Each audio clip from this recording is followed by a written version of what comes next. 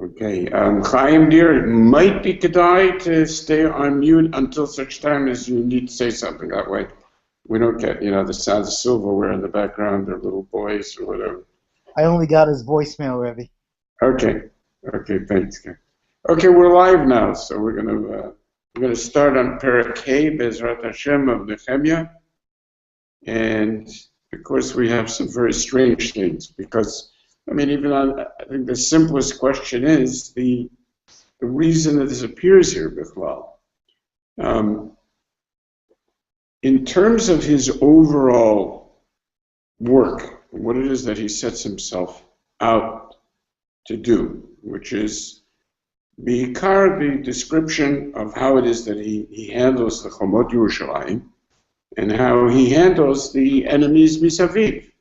And then we go back to many of the lists that we had in Ezra and so on, just to integrate the Mikdash and the Medina.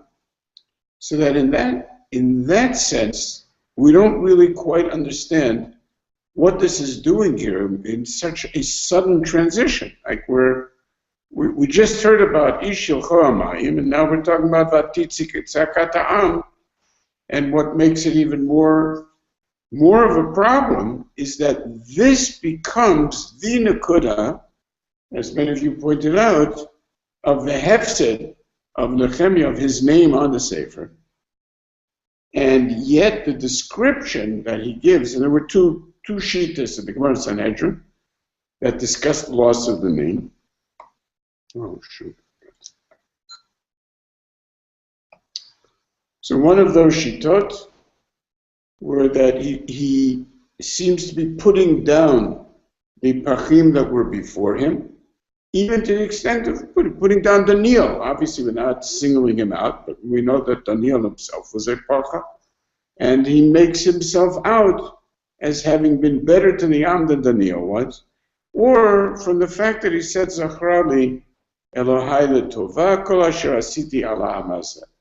So it would be nice for us to understand this as being part of, and I see that Reb Danny took it that way, that this is all part of the message that he's giving to the Pachim and to the Sarim about, look how it is that I handled and look how much I gave up, which would tie into what he said to them. You're not the only ones that are going to lose a lot of money on canceling these loans. I also have a lot of money out there that I put out. I'm not going to be getting it back either. So let's do this together, which I think is the nicest way to understand the pasuk later on. And this could be part of that. The only problem is, of course, that since he mentions here the entire tkufa of his being there, because he traces it in pasuk Yodalit, from Mishnat Esrim va'at Shnat Shloshim v'Shtayim la'Tachshas HaMelech Shanim Shtem Esrei, it's clear that he's also talking about something from the point of view of the future, not speaking to them then. And in which case, in a way, this should have been the sum up of his work, which it isn't. So it seems to be just an insertion of what happens later on his vision of the entire idea. And he's putting it in here because, again, I'm saying it, I'll be the pashtut, what someone would think is that since here is where he was dealing with his own monetary difficulties and his own investment of his funds into this project, so B'meila, he just happens to throw in as an afterthought where he's looking back and he's re-editing the Sefer and he's putting it in at the end that, okay, so, this was a pretty hot thing and HaKadosh Baruch Hu should remember me and so on. For that, obviously, he doesn't need to mention the pachim that were there, the pachot that were there for before him. That would be gratuitous. Unless he were talking to the people. But then how do we explain the insertion of the years later on without there being any indication that these are two different issues? So, one of the things that is very striking is the way in which he tells the Sarim, obviously it's sort of an introduction. We'll go into the Psukim immediately afterwards. But the way that he tells the Sarim that the Hanhaga here that's required is specifically Yirat Eloheinu Telechu Mecharpat Habuyim Oivenu. Now, however we learn that, we'll see there's many different ways of understanding it, but however we learn that, once again, his making an appeal to the issue of Charpat HaGoyim is very striking. I mean, the Charpat HaGoyim is what brought him down there in the first place. It's the words that he even used to Artak Shasta. It's the central theme of his tefillah. It's his understanding of the nature of the psychological warfare against Israel. It was always about Charpa and Bisayon and so on.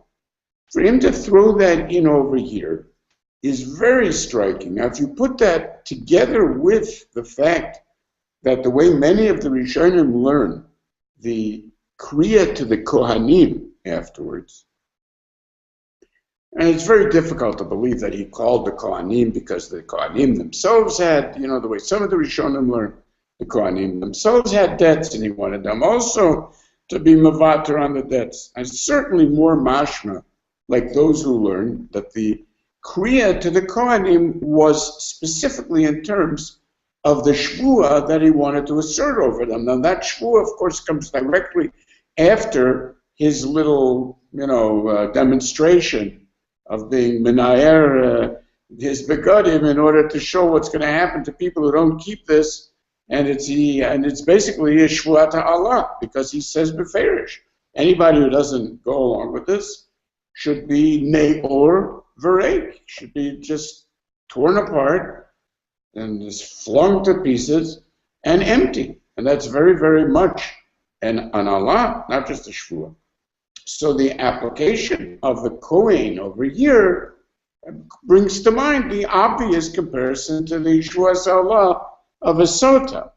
But the reason that that's significant is because remember that the way we've been understanding the entire mission of Nehemia is the creation of the Machane. The moment that we have the creation of the Machane, we have the din of Sota. And, of course, not only the din of Sota, but for the first time, the sense that Yichus is important, which is all of a sudden the issue over here in which the people are saying, according to Rashi, where we are just as miyuchas as anybody else. All of a sudden, there's a sense of Gezel Hager, in which the Am as a whole has to take into consideration the matzav of the ger, the special new idea that it's possible to be machzir even where there's a din of shvua, that it's possible to look at Bezdin or look at the Am as a whole as relating to the existence of gerim. Is it possible that that has something to do with his making the su'udot for those who came to be mizgayer, according to the way many understand the pasuk? Is it not an obvious extension of the din of Machane that all of the Pekida that takes place afterwards, which centered around Yichus and the Yud and the Hey, which is Saviv Lishmotam, which appears specifically after those in Yonim in Nosai, as part of the din of Shiguach Min HaMachane, part of the sudden new halacha that even intimate relationships are everybody's business, and are the Kohanim's business, and are the Mishkan's business, and that's what it is like living in that Machane. Is it possible that the din of the Cherpat HaGoyim that he now wants to lift up to a new Madrega, whereas up until now Cherpat HaGoyim sounded very much just like it was something very painful. Cherpat HaGoyim sounded like it was an instrument of war, a way of keeping us down. Not something that was fundamental in his underlying quest for the establishment of a real Am Hashem, where we translate the Ritzonenu La'asot Ritzoncha, as he mentions in his opening tefillah, to a real presence of the Shekhinah. Now, if we take this as the next step, in other words, in the same way that we understood that his creation of a tzava and a tzava that will be built on mishpachotehem. And that all of this is a gradual change in the perception of Yisrael, as we understood before. And this is the reason that all of those Yehudim that had gone over and had made themselves so loyal to the Goyim that were around them, all of a sudden became a fifth column. And that itself was considered to be a tremendous gilui.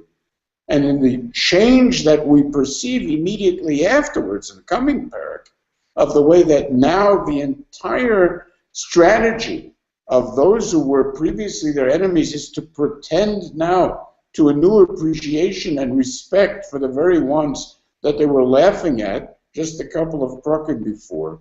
So is it not possible that this itself, in his mind, is the kiyum of the v'niflinu ani ve'amcha in terms of kol mishpachot ha'adama? In other words, being as Moshe Rabbeinu has defined this as the essence of the Hashros HaShechina in Machane Yisrael. So that his appeal is not just some silly appeal, you don't want to look bad in the Einei HaGoyim, in their big mizalzo, in the way that you guys act towards each other. It's very much part of the idea of Mizot Olam in HaMidbar. The Mizot Olam in HaMidbar that includes the whole concept of Yichus, includes the whole concept of Machane, and of the interrelationship of one to another, which is built specifically through Machane and through Yichus. And it would be a shock if the sudden awareness of people who had kept their mouths shut until now, and the truth is that that's probably the reason, they always try to talk about how is it that Ezra wasn't in this, like, what's the pshat? Wasn't this a problem before? And all of a sudden, the time comes along, isn't this a taina on Ezra? Why didn't he do anything about it? It's just the whole discussion of the Malbim that Ezra only had the rights to be dealing, either the rights or that they had different jobs, and Ezra's job was taking care of the Avodas HaKodesh, and Nehemia was basically the social worker. I mean, whatever. The bottom line is, the mashma'ut is that there was never a tzakat ha'am. In other words, the vatihi tzakat ha'am is only after you reach a certain stage in which you feel that you deserve to be tzo'ek.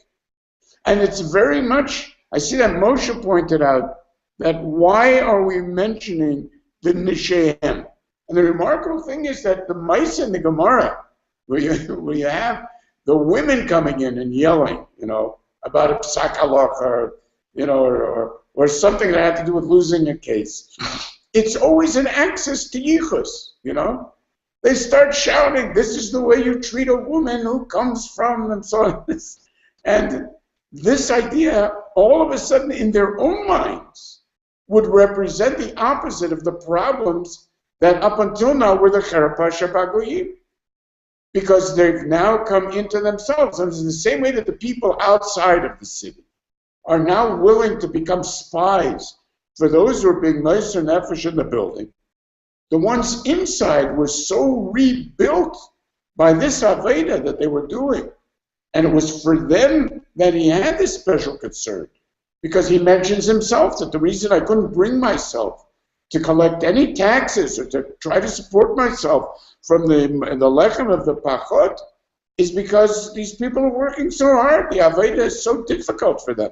This he says all the way at the end of the parak. So by the same token, what he has achieved so far is exactly the change in identity and awareness of the value of oneself that he had set out to achieve in the first place. And it's only because of that they themselves are the one who are tzayek, which is also the same getter as in Mitzrayim. I think Moshe pointed that too, that this is, that Vayishma Hashem et Zakatam, or the Na'akat B'nai Yisrael, is only ola at a certain point where you begin to feel that this can't go on, and that I'm not ready to accept this. I suspect that that's even part of the issue of Amram, because we find in the Gemara exactly the same Maisa. The Gemara says, we should be gozer on Bnei Yisrael that they shouldn't have children, but what can you do? Ain't gozer in Alat Tzibur. If it's a gzera that they're not going to, then the Rovat Tzibur lo yochol la'amay. But I understand, it seemed we had finished with that problem a long time before. That was a machlokas between Amram and Miriam.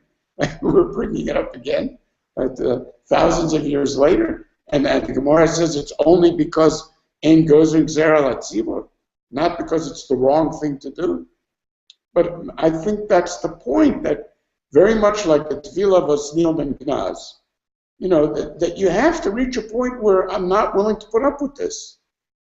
This simply can't go on. And it's only then that it's possible for you to call in the Pachot and to demand of them something that maybe in the Ikar Adin you have absolutely no right to demand.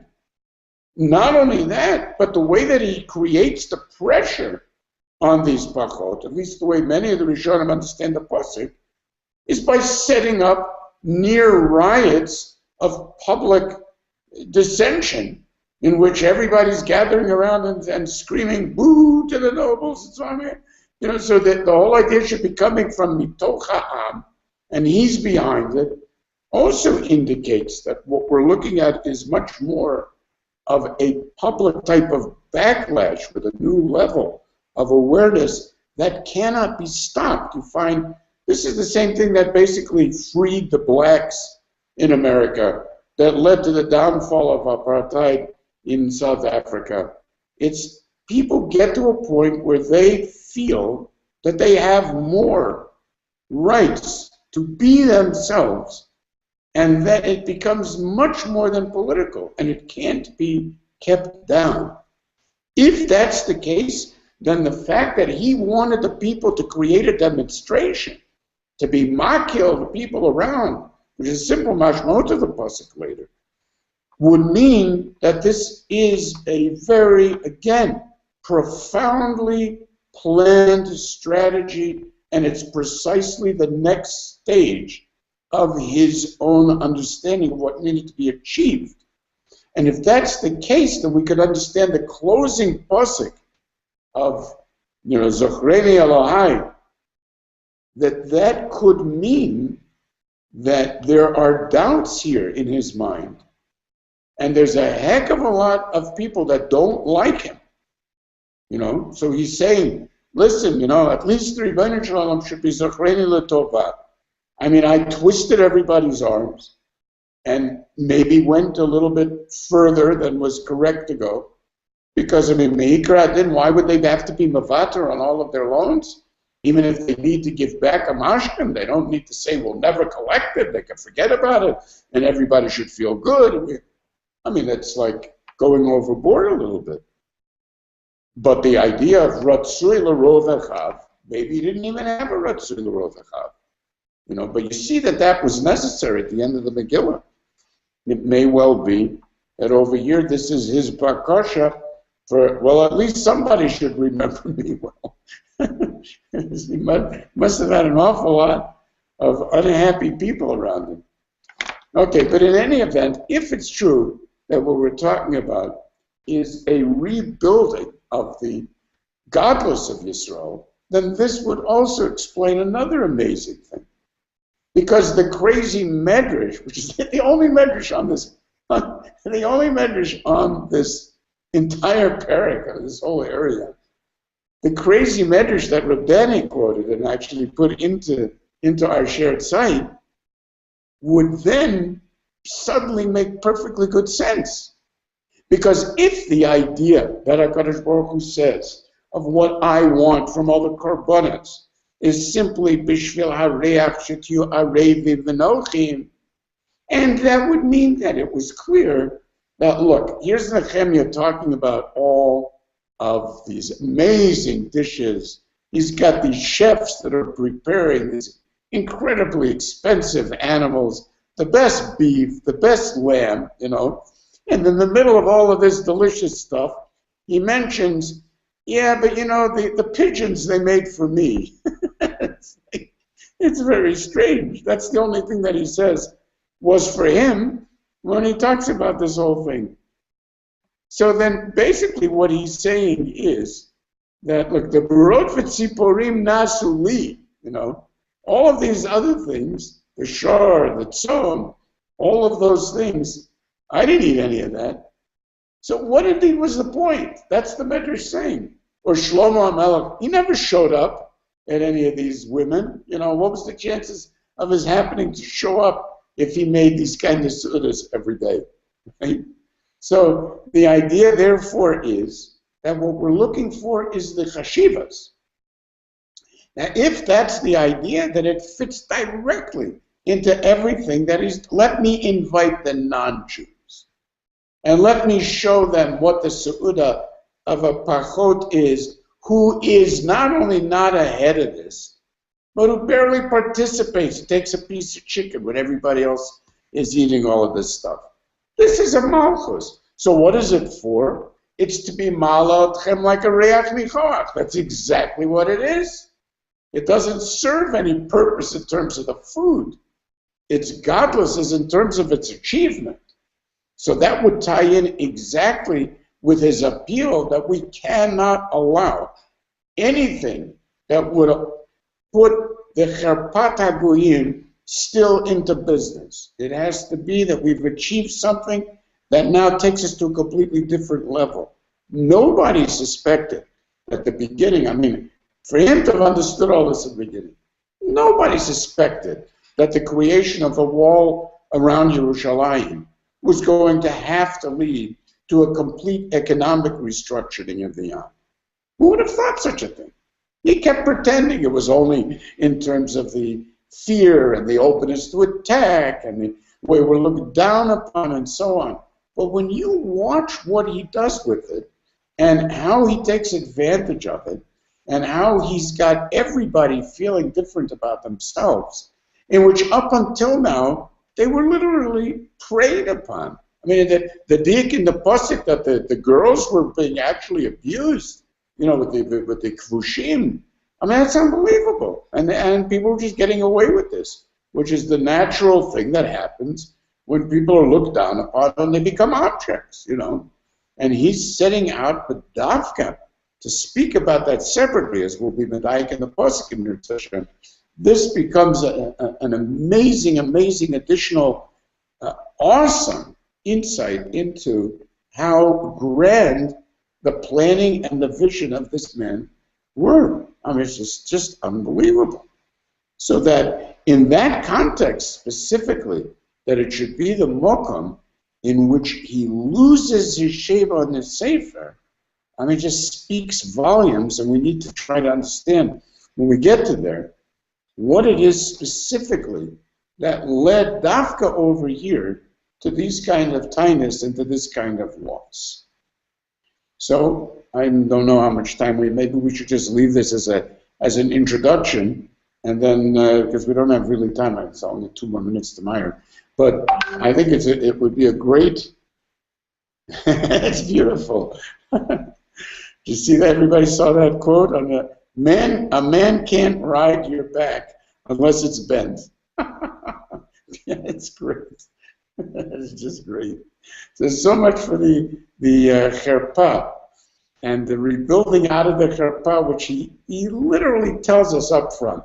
This is my concern. So read my lips. If you had understood what he was out to do, and you were a rich guy, you probably would have moved to another country when Nehemia came calling, because things were going to be into big changes. So these things appealed not only to the ones outside, but to the ones inside, and completely changed the vision of what Yisrael was within and without. So, in Mir Hashem, next, taking this into consideration, I'm sure we can get some more ha'arot, wonderful ha'arot, and move on for the first part of the parak in Mir Hashem next week. And I really thank you all so much, because all of your ha'aras, as you could see, were central to the overall sense of what is going on here. So I'm very, very grateful to you, and beg of you to please continue your chasadim ha'gedolim with me. And those of you who haven't had an opportunity to share, please start now. So, good evening, everybody. Thank you so much. I love you all so much, and I'm so glad to see you. Kol tov.